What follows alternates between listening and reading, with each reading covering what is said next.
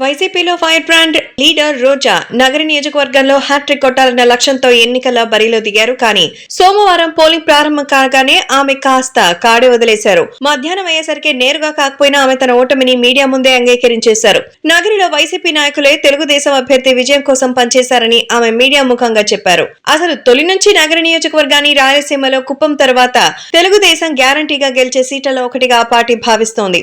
ఎన్నికలకు ముందు వెలువడిన ప్రతి సర్వే కూడా నగరిలో తెలుగుదేశం విజయం నల్లేరు మీద నడకేనని తేల్చేశాయి. అయితే రోజా మాత్రం నగరిలో హ్యాట్రిక్ కొడతానని ధీమా వ్యక్తం చేస్తూ వచ్చారు.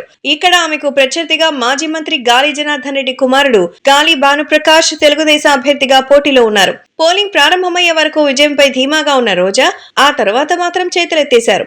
ఓటమిని అంగీకరించేసినట్టుగా మీడియా ఎదుట మాట్లాడారు. కనీసం పోలింగ్ పూర్తయ్యే వరకు కూడా ఆమె ఆగలేకపోయారు. సొంత పార్టీ నేతలే తెలుగుదేశం పార్టీ కోసం పనిచేశారని చెప్పడం ద్వారా పరోక్షంగా తన ఓటమిని ఖాయంగా స్వయంగా ఆమె ఒప్పేసుకున్నారు. ఇంతకీ ఆమె మీడియాతో ఏం మాట్లాడారంటే, నగరిలో స్థానిక తెలుగుదేశం క్యాడర్ నాయకులతో తనకు వచ్చిన సమస్య ఏమీ లేదన్నారు. సమస్యల్లా కొందరు వైసీపీ నేతలతోనని కుండబద్దలు కొట్టేశారు. వారు తన ఓటమే లక్ష్యంగా నగరిలో పనిచేశారని ఆరోపించారు. వారు హాయిగా జగన్ ను కలిసి ఆశీర్వాదాలు తీసుకుంటారు. నగరికొచ్చి తెలుగుదేశం పార్టీకి అనుకూలంగా పనిచేస్తారని రోజా విమర్శించారు.